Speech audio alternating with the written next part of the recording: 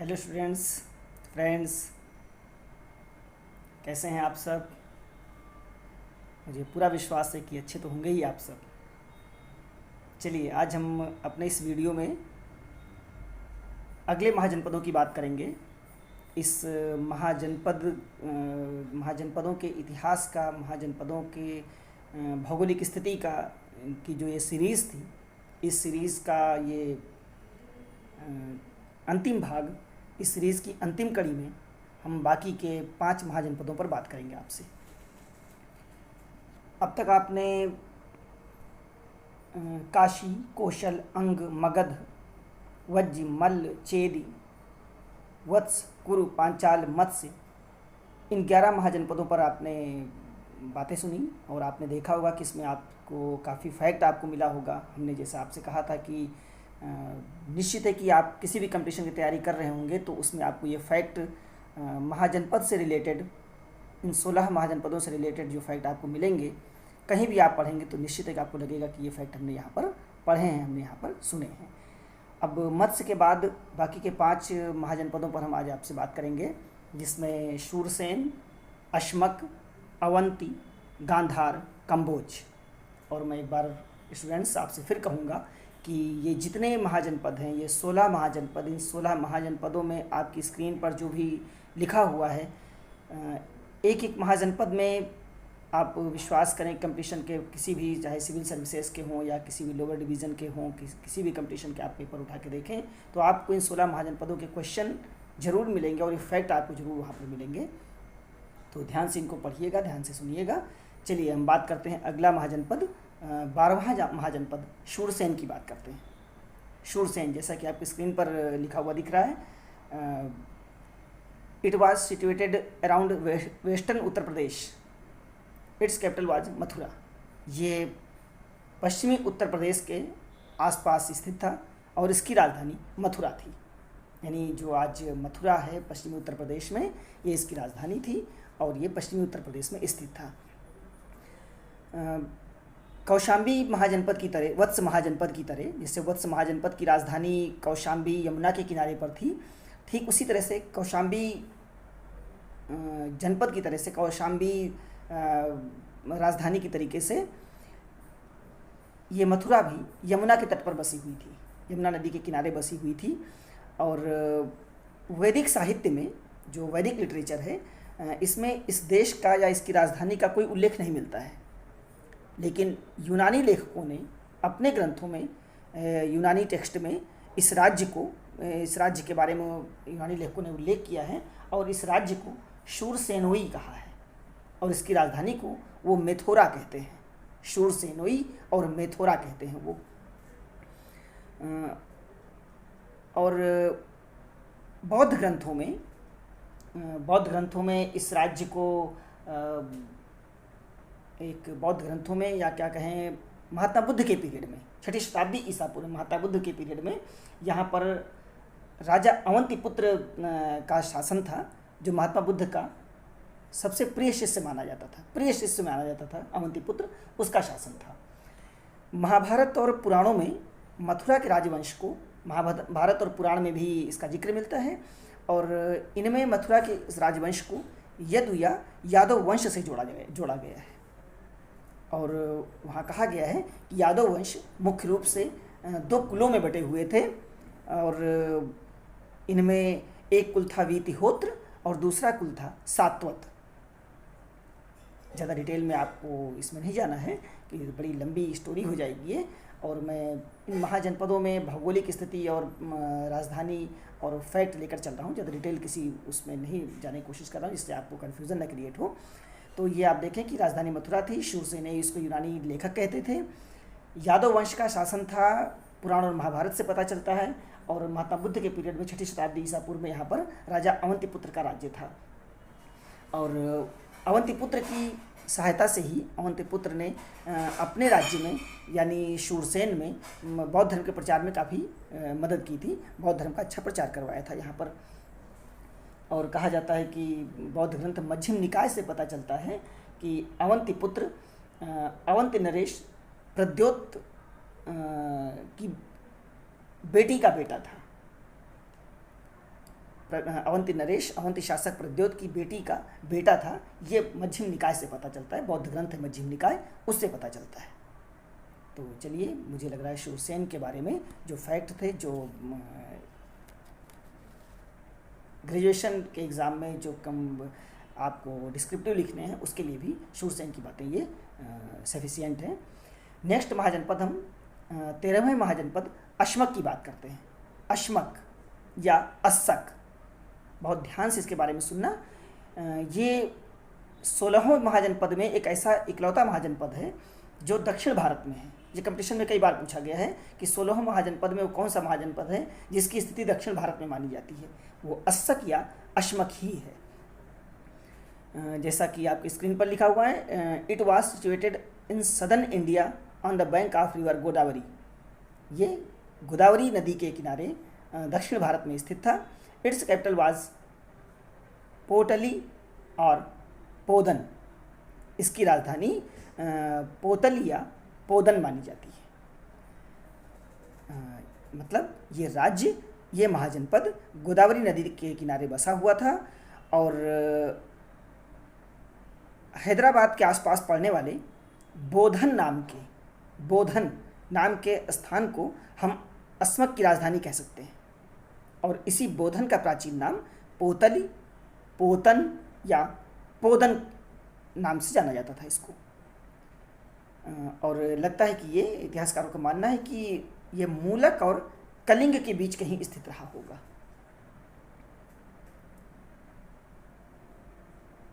आज वर्तमान ये आंध्र प्रदेश के में माना जाएगा कि वर्तमान आंध्र प्रदेश राज्य में इसकी स्थिति थी।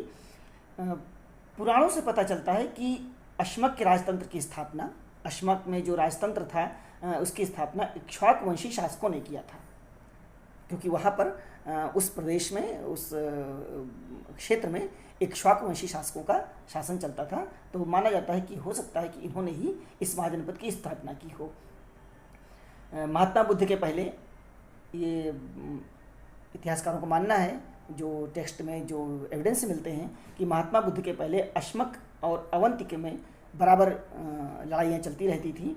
और महात्मा बुद्ध के काल में अवंती ने अश्मक को जीत करके अपनी सीमा में मिला लिया था, यानी अश्मक अवंती के अंतर्गत शामिल हो गया था। अवंती ने अश्मक को जीतकर अपने में मिला लिया था। तो हम नेक्स्ट महाजनपद 14वें महाजनपद 14th नंबर के महाजनपद अवंती की बात करेंगे। अवंती,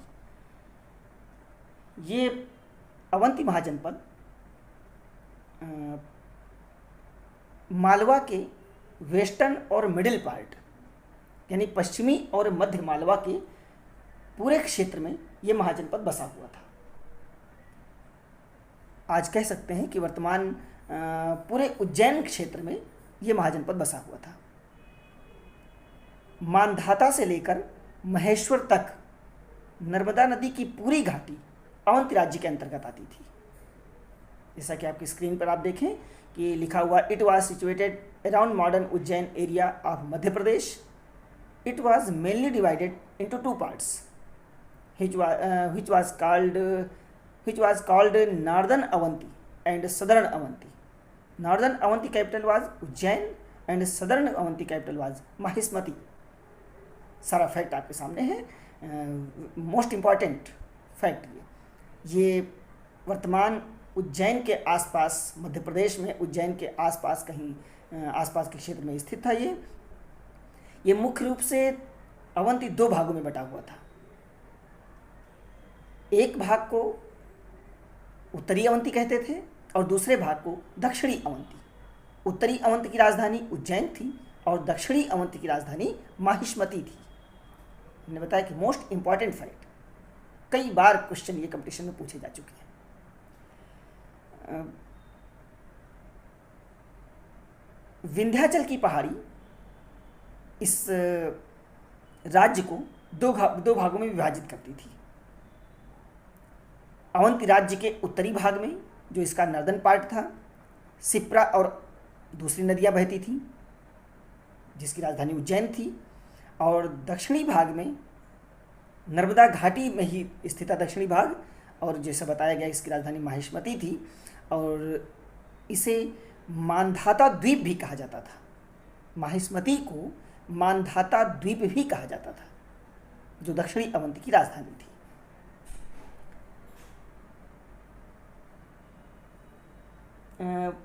ये उज्जैनी या कहें पूरा अवंती महाजनपद राजनीतिक और आर्थिक दोनों दृष्टियों से प्राचीन भारत का बहुत महत्वपूर्ण नगर था।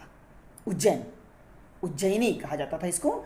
ये राजनीतिक और आर्थिक दोनों दृष्टियों से most important city, ancient time की प्राचीन भारत की बहुत महत्वपूर्ण नगर था ये।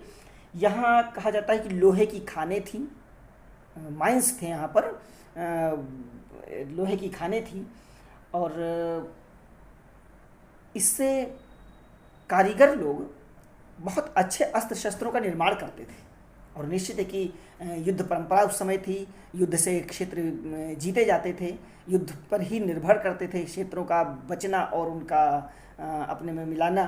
तो निश्चित है कि अस्त्र शस्त्रों का बड़ा महत्व रहा होगा, और अस्त्र शस्त्र यहाँ निर्मित किए जाते थे। लोहे की खानें थी यहाँ पर, आयरन माइंस थे यहाँ पर। तो निश्चित है कि ये अवंती महाजनपद बहुत ही पावरफुल रहा होगा, और इस कारण से सैनिक दृष्टि से भी, मिलिट्री नज़रिए से भी ये बहुत प्रभावशाली महाजनपद था। बौद्ध धर्म का प्रमुख केंद्र भी था ये, और बहुत प्रसिद्ध बौद्ध भिक्षु यहाँ पर निवास करते थे, यानी बौद्ध भिक्षुओं का एक प्रसिद्ध निवास स्थल भी था ये उज्जैन। तो इस तरह से हमने देखा 14वां महाजनपद, 14th नंबर का महाजनपद अवंती। हमने बताया कि मोस्ट इम्पॉर्टेंट आप ध्यान रखिएगा। वैसे तो मैं बार बार कह रहा हूँ कि सारे महाजनपद के फैक्ट इम्पॉर्टेंट हैं, और पूरे क्वेश्चन के लिए तीनों सीरीज़ को एक करके आप बहुत अच्छे से डिस्क्रिप्टिव आंसर तैयार कर सकते हैं, और फैक्ट एक एक करके आप अलग से किसी कंपटीशन के लिए पढ़ सकते हैं। नेक्स्ट 15th महाजनपद गांधार की तरफ चलते हैं। गंधार, और जैसा कि आपकी स्क्रीन पर लिखा हुआ है, it was situated around modern Kashmir valley. ये आधुनिक कश्मीर घाटी के आसपास स्थित था। It's capital was Takshashila. ये कश्मीर घाटी के आसपास स्थित था, और इसकी राजधानी तक्षशिला थी। तक्षशिला नाम से ही लग रहा होगा, बहुत महत्वपूर्ण नगर, प्राचीन भारत का विद्या का सर्वप्रसिद्ध केंद्र, और भारत का सबसे पहला, ये कंपटीशन में पूछा गया कि भारत का सबसे पहला प्रसिद्ध शिक्षा का केंद्र कौन सा था, तो वो तक्षशिला है। काशी का उसके बाद नंबर आता है। और आप सब जैसा कि पढ़े होंगे, महान आचार्य चाणक्य तक्षशिला के ही शिष्य रहे, तक्षशिला के ही विद्यार्थी रहे, तक्षशिला के ही आचार्य हुए, और तक्षशिला के ही कुलपति हुए। महान आचार्य चाणक्य की उपलब्धियां तक्षशिला की ही देन है। तो तक्षशिला विश्वविद्यालय था। तक्षशिला का मतलब, तक्षशिला में विश्वविद्यालय था, यूनिवर्सिटी थी, जो भारत की पहली यूनिवर्सिटी, भारत का पहला विश्वविद्यालय माना जाता है। ये कंपटीशन में पूछा जा चुका है कि भारत का सबसे सर्वप्रथम विश्वविद्यालय कहाँ पर स्थित था, वो तक्षशिला में स्थित था। तक्षशिला विश्वविद्यालय के नाम से था। तो ये देखें महाजनपद के बारे में। गंधार महाजनपद कश्मीर, जैसा कि आपके सामने लिखा हुआ है, कि कश्मीर की घाटी में था, और यहाँ का सबसे प्रमुख नगर तक्षशिला ही था, जो इसकी राजधानी थी, कैपिटल थी इसकी। तक्षशिला नगर की तुलना या इसके कंपैरिजन में अगर कोई सिटी और खड़ी हुई तो काशी थी, काशी का वाराणसी थी। और माना जाता है कि ये वाराणसी से लगभग 6000 मील या 2000 लीग की दूरी पर था, 6000 माइल्स या 2000 लीग की दूरी पर था। लेकिन फिर भी पूरे देश के दूर दूर से विद्यार्थी यहाँ पर अध्ययन के लिए इस तक्षशिला के विश्वविद्यालय में आते थे। और जैसा कि आपने पढ़ा होगा, बिंबिसार का राजवैद्य, राजा बिंबिसार के फैमिली डॉक्टर थे जीवक ने भी तक्षशिला में ही अध्ययन किया था। तक्षशिला के ही स्टूडेंट्स रहे हैं जीवक, ये भी कंपटीशन में पूछा गया है। और जीवक के बारे में अगर हम बात करें तो आप फैक्ट बिल्कुल नोट करिएगा कि ये पूछा जाता है कि जीवक किस विधा के वैद्य थे, किस विधा के डॉक्टर थे, तो ये जीवक को कौमार भृत्य का वैद्य माना जाता है। कौमार भृत्य का वैद्य उनको माना जाता है। तो रामायण से महाजनपद, गंधार महाजनपद की तरफ फिर चलें। रामायण से पता चलता है, वाल्मीकि रामायण से पता चलता है कि इस नगर की स्थापना, तक्षशिला की स्थापना अयोध्या वंशी राजा राम के भाई भरत के पुत्र तक्ष ने की थी, और इसीलिए इसका नाम तक्षशिला पड़ा। इसी महाजनपद का दूसरा प्रमुख नगर, जो ये पहला तो तक्षशिला था, दूसरा प्रमुख नगर पुष्कलावती को माना जाता है। पुष्कलावती तक्षशिला शिक्षा के केंद्र के साथ साथ महत्वपूर्ण व्यापारिक केंद्र भी था। 6ठी शताब्दी ईसा पूर्व में, यानी महात्मा बुद्ध के काल में, यहाँ पर पता चलता है कि यहाँ पुक्साति या पुष्कर सारिन नाम का राजा राज्य करता था, और उसने, पुष्कर सारिन ने मगधराज बिंबिसार के दरबार में अपना एक दूतमंडल भी भेजा था। बिंबिसार, हर्यंक वंश के राजा बिंबिसार के दरबार में, कोर्ट में अपना एक दूतमंडल, अपना मैसेंजर भी भेजा था। इससे लगता है कि गंधार और मगध राज्यों के बीच मैत्री संबंध बहुत अच्छा रहा, और ये भी माना जाता है कि पुक्कुसाती ने अवंती महाजनपद पर आक्रमण करके प्रद्योत को हरा दिया था। प्रद्योत से वो जीत गया था। 6ठी शताब्दी ईसा पूर्व के अंतिम समय में गंधार पर फारस के शासक, पर्सिया के राजा का अधिकार हो गया था। यानी पर्सिया के शासक ने ये इस पर, गंधार पर अधिकार कर लिया था 6ठी शताब्दी से 6th सेंचुरी BC के लास्ट टाइम में। डेरियस के बेहस्तून रॉक एडिक्ट, फारस के शासक, पर्सिया, ईरान के शासक डेरियस, उनका बेहिस्तून का शिलालेख है, जिसे बहिस्तान शिलालेख भी कहते हैं।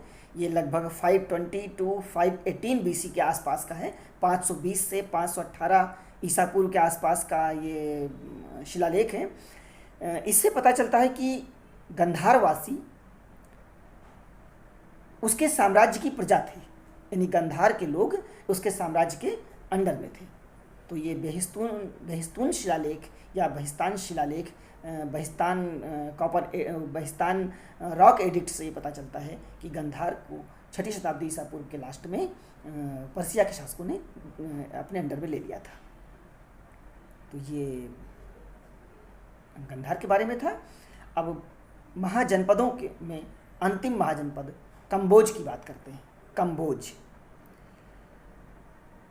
बहुत से साहित्यों में और शिलालेखों में, जैसे महाभारत है, बौद्ध ग्रंथ अंगुत्तर निकाय है, अशोक का, मौर्य सम्राट अशोक का जो 5वां शिलालेख है, 5th रॉक एडिक्ट में, इन सब से पता चलता है कि कंबोज और गांधार एक दूसरे से संबंधित थे। कंबोज की तरह गंधार की तरह कंबोज भी उत्तरापथ का ही एक राज्य था, यानी भारत के सुदूर उत्तर भारत का एक राज्य था। इसका ज्योग्राफिकल सिचुएशन देखें, भौगोलिक स्थिति, तो इसको हमें भारत पाकिस्तान के उत्तर पश्चिमी भूभाग और गंधार के समीप किसी जगह पर रखना चाहिए। जैसा कि आपके उस पर लिखा हुआ है, स्क्रीन पर है कि it was situated near Gandhara Mahajanapada. Gandhara Mahajanapada के आसपास कहीं स्थित था।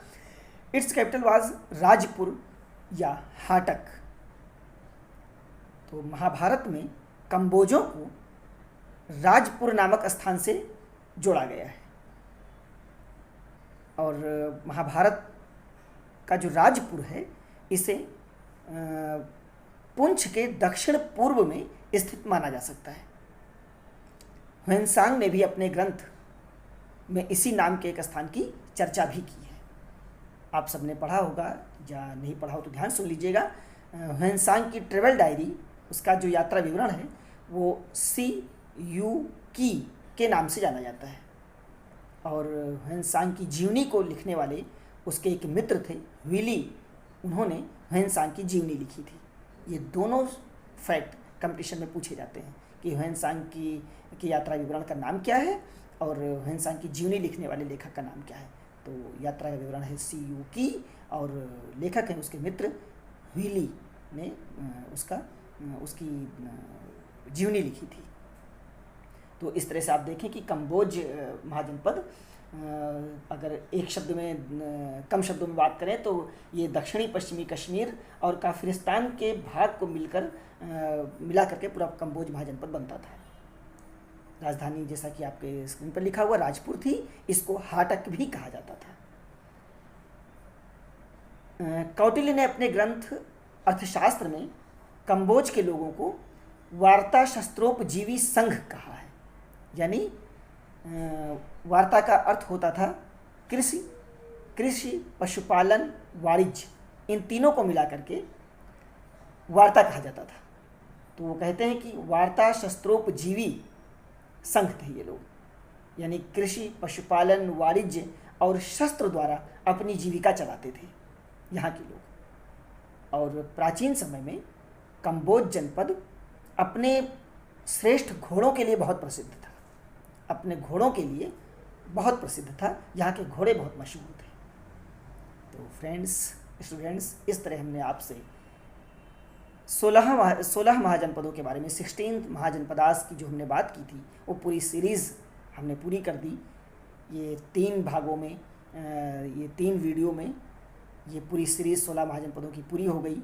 और मुझे पूरा विश्वास है कि अगर इसको आप ध्यान से सुनेंगे, स्क्रीन के लिखे हुए फैक्ट को पढ़ेंगे, तो 16 महाजनपदों के बारे में आप कहीं कुछ भी पढ़ेंगे तो आपको लगेगा कि इन तीनों सीरीज़ में हमें जो मिला है वही पर्याप्त है। बाकी जो हमने कहीं पढ़ा है वो इसमें हम ज़रूर पढ़ रहे हैं, ये आपको लगेगा। और अंत में हम कहें कि इस तरह से 6ठी शताब्दी ईसा पूर्व के प्रारंभ में उत्तर भारत का जो विकेंद्रीकरण शुरू हुआ, जो उत्तर भारत जो आपस में बंटना शुरू हुआ, वो इन 16 महाजनपदों में जाकर के रुका। और फिर आगे चल कर के इन 16 महाजनपदों का जो संघर्ष था, जैसे बीच बीच में आपने पढ़ा ना कि आपने सुना कि आपस में एक दूसरे को मिलाते रहे, तो इन 16 महाजनपदों में जो आपस के जो झगड़े थे उनमें 16 महाजनपद एक दूसरे को मिलाते चले गए और अंत में 4 महाजनपद श्रेष्ठ होके निकले। आप देखिएगा, प्राचीन भारत का इतिहास, राजनीतिक इतिहास की शुरुआत है ये। हम आपको प्राचीन भारत के राजनीतिक इतिहास के बिल्कुल प्रारंभिक अवस्था से लेकर के चल रहे हैं। इन 16 महाजनपदों में आगे चल करके 4 महाजनपद श्रेष्ठ बनकर निकले, यानी 12 महाजनपद इन्हीं चारों में समाहित हो गए, चारों में मिल गए, मर्ज हो गए इन्हीं चारों में। और वो 4 महाजनपद थे कौशल, वत्स, अवंत, मगध। स्टूडेंट्स, हम आपको अब आगे के वीडियो में इन चारों महाजनपदों के बारे में एक एक करके डिटेल्स बताते हुए चलेंगे। और उसके बाद लास्ट में आप देखेंगे कि जो बाकी के 4 मगध ये बचे, इनमें 3 मगध, ये जो बाकी के 4 महाजनपद बचे, इनमें 3 महाजनपद मगध महाजनपद में मिल गए और मगध का इतिहास ही अंततः पूरे भारत का इतिहास बन गया। और स्टूडेंट्स, आप देखेंगे कि ये प्राचीन भारत के इतिहास की जो राजनीतिक इतिहास की जो शुरुआत हमने आपसे बतानी शुरू की, राजनीतिक इतिहास की बिल्कुल प्रारंभिक अवस्था है। उसमें आप देखेंगे कि 16 महाजनपद, फिर 4 महाजनपद और उसके बाद उसमें से बचा हुआ 1 महाजनपद मगध। और डॉक्टर हेमचंद्र राय चौधरी जी ने अपनी book political history of ancient India में लिखा है, प्राचीन भारत के राजनीतिक इतिहास में लिखते हैं कि अंततः मगध का इतिहास पूरे भारत का इतिहास बन गया। और बिंबिसार भारत का मगध का पहला राजा हुआ। हर्यंक वंश का शासक बिंबिसार मगध का पहला राजा बना और उसको भारत का पहला राजा कह सकते हैं। चलिए स्टूडेंट्स, हम आपको एक एक करके अब इसके बाद उन चारों महाजनपदों के बारे में और फिर मगध के बारे में पढ़ते हुए एक एक करके आपको प्राचीन भारत के राजनीतिक इतिहास पर आगे आगे हम आपको लेते चलेंगे। चलिए फ्रेंड्स, ओके, बाय, सी।